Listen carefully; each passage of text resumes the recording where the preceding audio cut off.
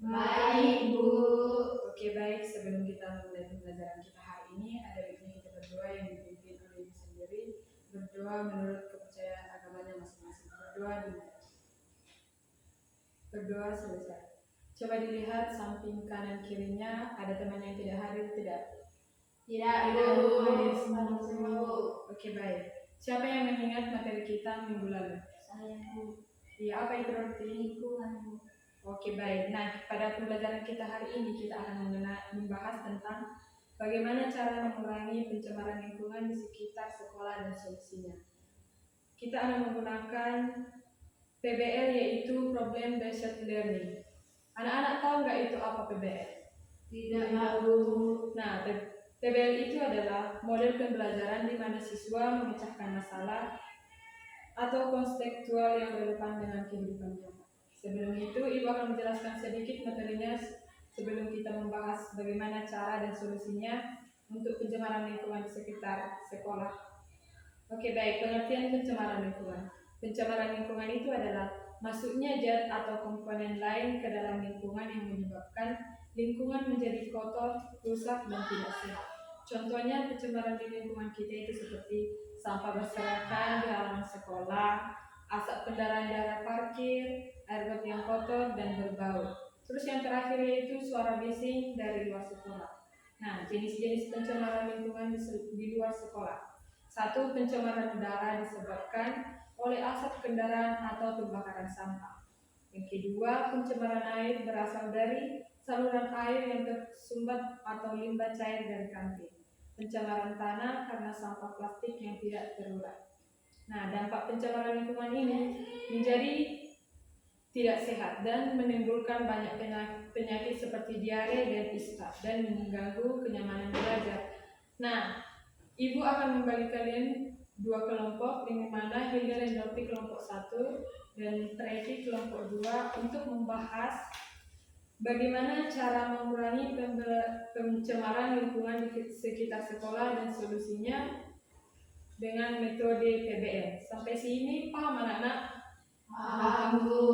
Oke, baik. Ibu akan kasih kalian waktu 5 menit untuk berdiskusi dengan teman kelompoknya. Silakan kerjakan anak-anak. Baik, Bu.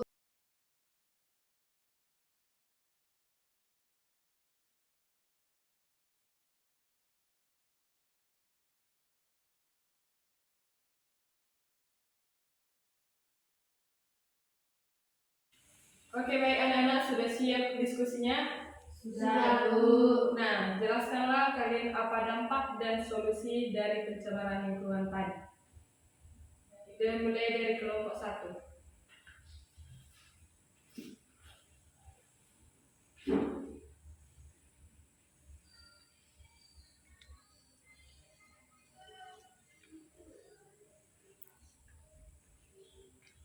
Hasil dari diskusi kami, dampak pencemaran lingkungan di sekitar sekolah. Yang pertama itu, menurunnya kesehatan siswa dan guru. Udara kotor bisa menyebabkan batuk, pilek, atau asma. Air kotor bisa menyebabkan diare dan penyakit kulit. Dan yang kedua, terganggunya konsentrasi belajar, suasana kotor, bau tidak sedap, dan suara bising bisa membuat siswa sulit fokus. Yang ketiga, lingkungan sekolah menjadi tidak nyaman, sampah berserakan dan saluran air bersumbat membuat sekolah tidak sedap dipandang. Oke, baik, silakan berikan tepuk tangan buat kelompok 1. Nah, kelompok 2 silakan tampilkan hasil diskusi kalian. Baik, di sini kami akan membacakan hasil diskusi kami dari kelompok 2, yang dimana tentang dampak pencemaran lingkungan sekitar sekolah, yaitu tumbuhnya bibit penyakit dan hama. Lingkungan kotor bisa menjadi sarang nyamuk, lalat, dan tikus. Yang kedua, merusak citra sekolah. Sekolah yang tidak bersih dinilai kurang disiplin dan tidak menjaga lingkungan. Bu. Oke, baik, silakan beri tepuk tangan kepada kelompok 2. Nah, menurut penjelasan kelompok yang tadi, sudah paham sampai sini anak-anak? Sudah, Bu. Nah, kesimpulan dari masalah kita itu sampah menumpuk, yang dimana cara mengurangi dan solusinya yaitu menyediakan tempat sampah terpisah atau organik dan organik, dan mengajak siswa memilah membuang sampah pada tempatnya. Air got dan air yang berbau, melakukan pembersihan got rutin, dan tidak membuang limbah cair sembarangan. Udara tercemar oleh asap, solusinya yaitu tidak membakar sampah di sekolah, membatasi kendaraan bermotor dari sekolah, dan kurangnya kesadaran lingkungan itu memberi kita edukasi lingkungan melalui pelajaran, poster, dan mading membuat program sekolah seperti Jumat Bersih. Dan yang terakhir yaitu kurangnya tanaman. Jadi solusinya itu kita harus rajin menanam pohon dan tanaman hijau di halaman sekolah, membuat tanaman kelas atau pojok hijau. Oke, pencemaran lingkungan di sekolah berdampak besar pada kesehatan, kenyamanan, dan proses belajar. Untuk itu, mengatasinya seluruh warga sekolah harus ikut berperan penting melalui kebersihan bersih, peduli lingkungan, dan kerjasama dalam menjaga kebersihan serta kenyamanan sekolah. Oke, sampai sini ada yang mau ditanyakan anak-anak? Ya, Bu. Oke, baik. Kita tutup pembelajaran kita hari ini dengan berdoa yang dipimpin oleh Rati.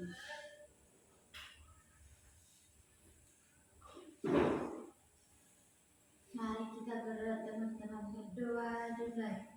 Berdoa selesai. Oke, sampai sini pembelajaran kita hari ini. Selamat pagi. Pagi, Bu.